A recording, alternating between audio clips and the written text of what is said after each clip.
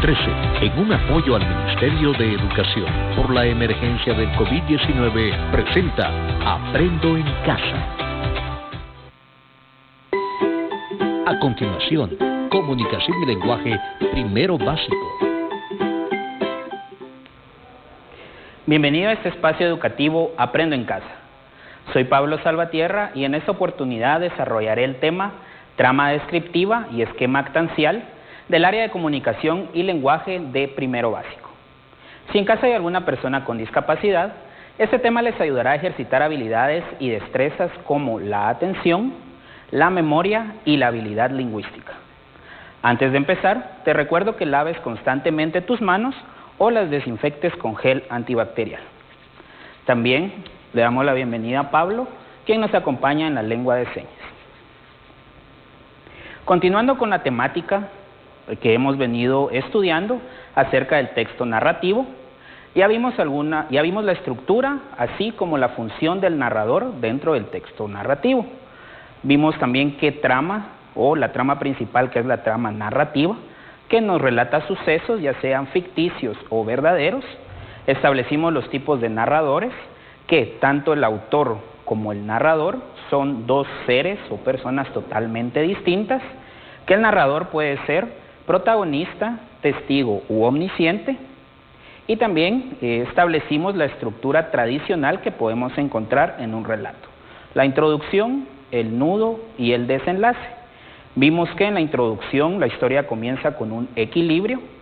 En el nudo, el conflicto lleva a una etapa de desequilibrio y el desenlace devuelve ese equilibrio inicial, ya sea para bien o para mal del protagonista. Ahora vamos a ver otra trama que se incluye también en el texto narrativo. Es la trama descriptiva. Para ti, ¿qué es describir? Antes de iniciar, quiero que me acompañes y hagamos un ejercicio para ejercitar la parte descriptiva. ¿Qué ves acá? Me podrás decir, profesor, yo veo una mano y manchas, pero quiero que utilices tu imaginación. Describe lo que ves.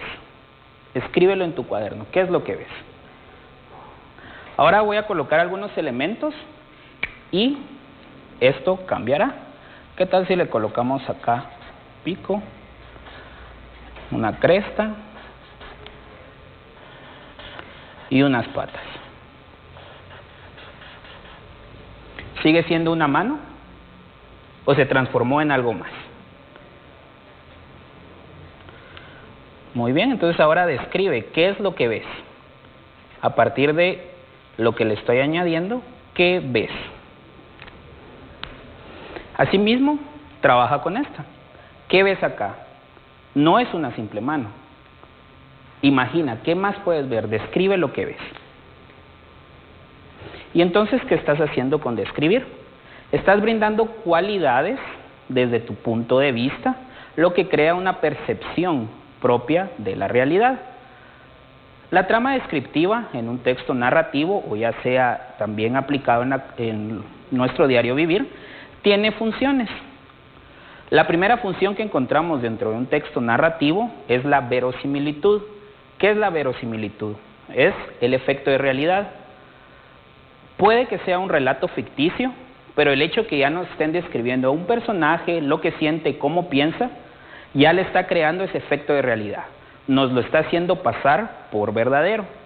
Y no es que estemos hablando que los cuentos son mentiras, no, porque como vimos, los textos literarios toman parte de la condición humana, de la realidad del ser humano. También otra función que cumple es presentar.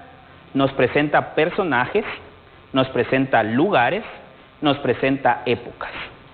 Nos da a entender cómo es el personaje, nos lo describe físicamente, emocionalmente, éticamente, el lugar, en qué lugar está situado o en qué lugar se realizan las acciones, y la época, en qué momento o tiempo determinado.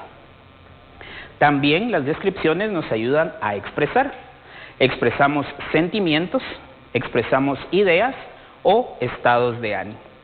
Y como te indiqué, todo esto nos crea un efecto de realidad. Nos quiere hacer pasar por verdadero lo que puede ser ficticio. Y también cumple otra parte importante, que es detener la narración. ¿Para qué detenerla? Para crear suspenso. ¿Y qué es el suspenso? Es cuando tú te quedas, ¿qué va a pasar? ¿Qué va a suceder? Y tienes esa pregunta o tienes esa curiosidad por saber qué sucederá después. Eso es crear suspenso. Y para eso nos sirven las descripciones. Y ahora, ¿cómo podemos describir? Tenemos algunos recursos de nuestro idioma para poder describir, crear descripciones. El primer recurso es el adjetivo. Vamos a usar estas palabras que califican a los sustantivos. Vamos a decir grande, limpio, bonito, frío, los colores. Tú conoces muchos adjetivos que utilizas diariamente. Asimismo, también vamos a utilizar verbos, pero verbos que no transmiten acción. Por ejemplo, si yo te digo Juan corre, tú te imaginas a alguien corriendo y está haciendo una acción. Pero si yo te digo Juan está feliz, propiamente no es una acción, sino es un estado de ánimo. Entonces no está realizando la acción. Y el verbo que usamos para describir puede ser parecer o tener, que no transmiten acciones verdaderas. Luego tenemos dos elementos que ya hemos estudiado anteriormente en el texto poético, las figuras literarias. ¿Te recuerdas? ¿Qué dijimos que es la comparación? Correcto. Un elemento real lo comparamos con un elemento imaginario. Esto también es una descripción. Podemos decir, esa persona es tan rápida como, ese niño es tan duro como, ese señor es tan alegre como. Estamos estableciendo comparaciones. Y tenemos la metáfora. ¿Qué te recuerdas tú que es la metáfora? Correcto, sustituir un objeto real por uno imaginario. Por ejemplo, es una pared. Nos estamos refiriendo a que alguien es duro, sin sentimientos. Luego, sus oscuras luces. Podríamos estar hablando de unos ojos oscuros. Pero esto está sustituyendo el término real. ¿Te recuerdas cuando lo hicimos o cuando vimos esto estudiando el texto poético? Entonces, las descripciones nos van a servir para darle efecto de realidad a lo que estamos narrando. Y tenemos todos estos recursos que podemos aplicar. Ahora acá tenemos un ejemplo de cómo utilizar estos recursos y cómo describir. Es un fragmento del relato Circe.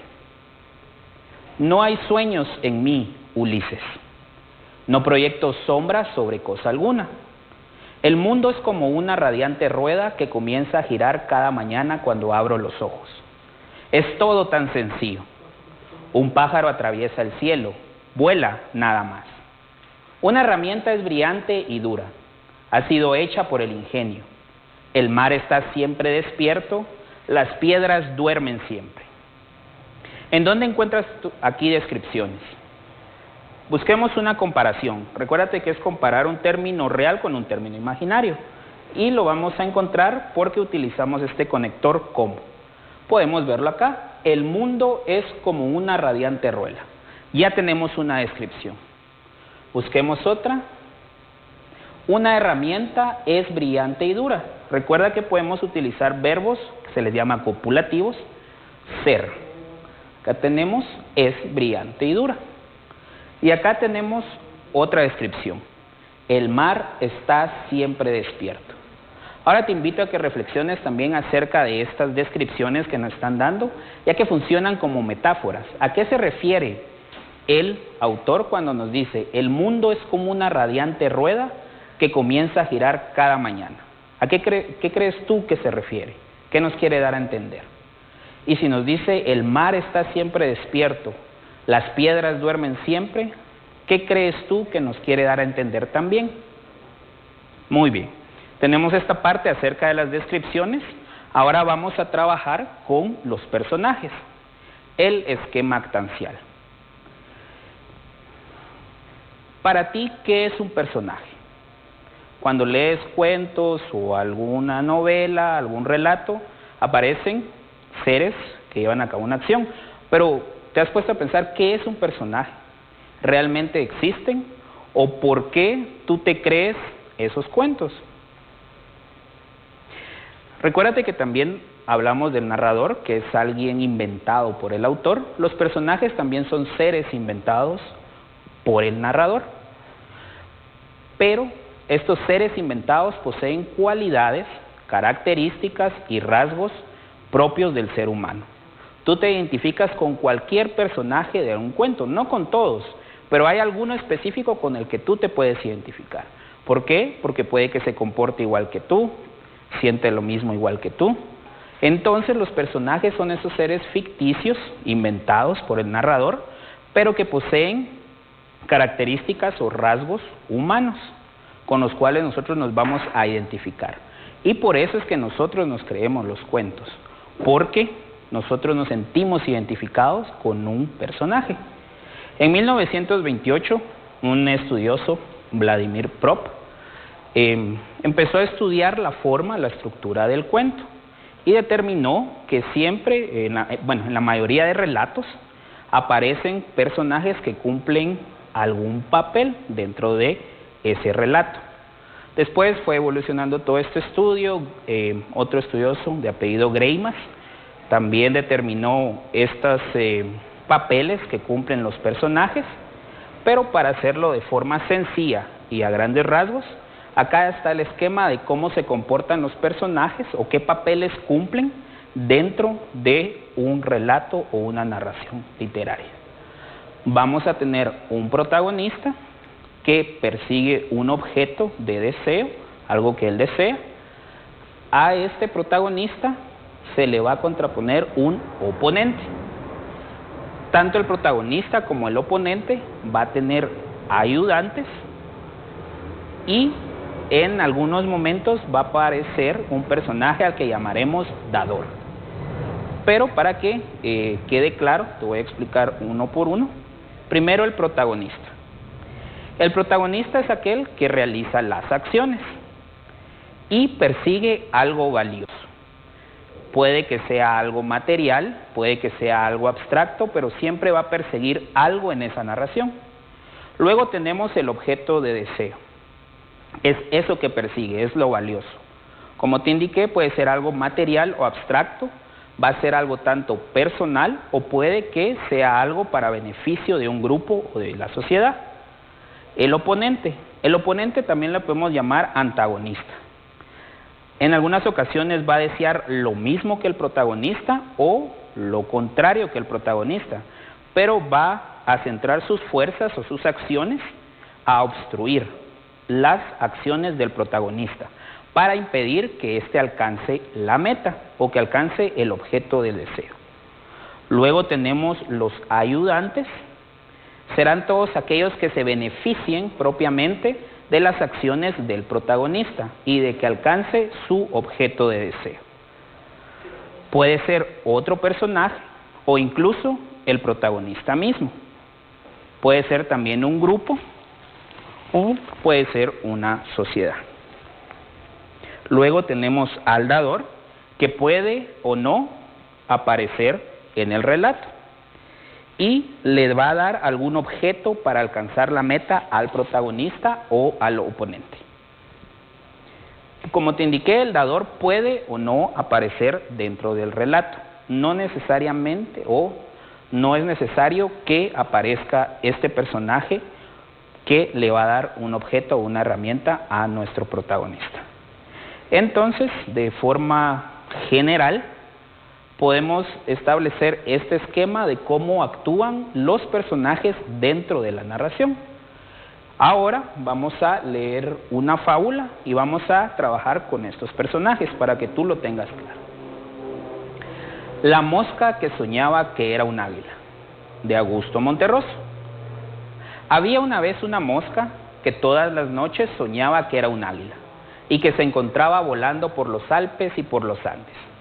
En los primeros momentos esto la volvía loca de felicidad, pero pasado un tiempo le causaba una sensación de angustia, pues hallaba las alas demasiado grandes, el cuerpo demasiado pesado, el pico demasiado duro y las garras demasiado fuertes.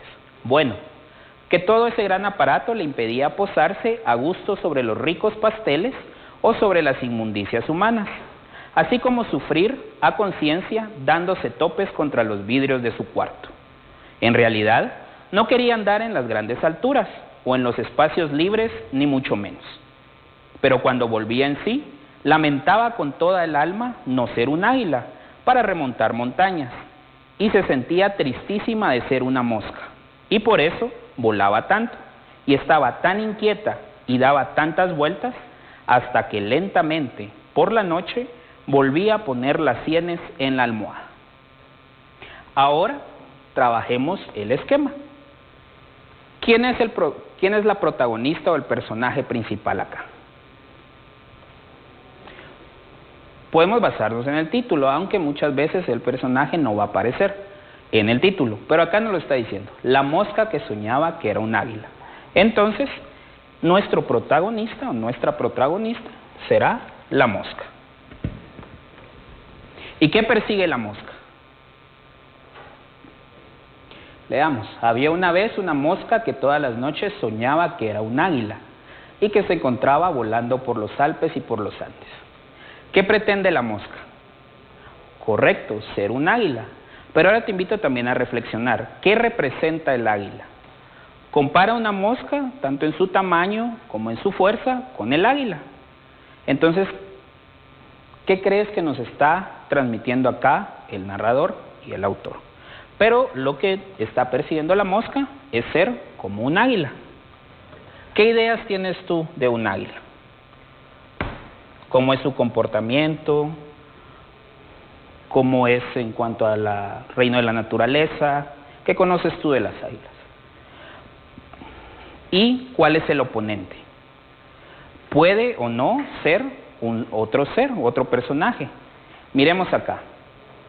Pero pasado un tiempo le causaba una sensación de angustia, pues hallaba las alas demasiado grandes, el cuerpo demasiado pesado, el pico demasiado duro y las garras demasiado fuertes. Es decir, el cuerpo mismo que ella se imaginaba lo sentía demasiado pesado, no lo podía manejar. En ese sentido, ¿crees tú que hay un oponente, hay otro personaje que realmente se esté oponiendo a la mosca? ¿O estamos hablando que la misma mosca es su oponente, es el oponente de ella misma? ¿Te das cuenta que a partir entonces de esto podemos analizar más a profundidad lo que nos están relatando? ¿Encuentras tú algún ayudante? Como te indiqué, un ayudante puede ser el personaje mismo. Tanto la mosca quiere ser un águila y ella se lo imagina, se está ayudando ella misma. Pero al momento en que ella se imagina ese cuerpo pesado, ella misma se vuelve en su oponente. Y esto sucede también con nosotros mismos, como seres humanos. Muchas veces nosotros mismos nos podemos convertir en nuestro propio oponente o deseamos ser algo más de lo que somos, porque no estamos satisfechos o nos sentimos inconformes con lo que realmente somos. Pero al tomar conciencia de tal vez no podemos cambiar nuestra esencia o nuestra forma de ser, vamos a encontrar una respuesta verdadera a quienes somos. ¿Te das cuenta entonces que a partir de poder analizar cómo actúan los personajes en un relato podemos establecer otras conclusiones? Entonces, con esto cerramos el texto narrativo y aplicando lo que ya hemos visto, cómo utilizar la trama descriptiva, los tipos de narradores, la estructura y este esquema actancial. Acá tengo 5 posibles personajes de un relato. Puede ser un piano comelón. ¿Qué le puede suceder a un piano comelón? ¿De qué vive un piano comelón? ¿Qué puede hacer un piano comelón? Un canario submarino, un pulpo volador, unos zapatos llorones o un traje hecho a base de sol. ¿Qué crees tú que les puede pasar? Escoge uno y crea un relato, un cuento, siguiendo los elementos que ya vimos del texto narrativo. Ten presente de guardar tus trabajos y ejercicios en tu portafolio Aprendo en Casa y comparte lo que aprendiste en el programa. Te recuerdo que laves tus manos constantemente y quédate en casa. Muchas gracias por tu atención.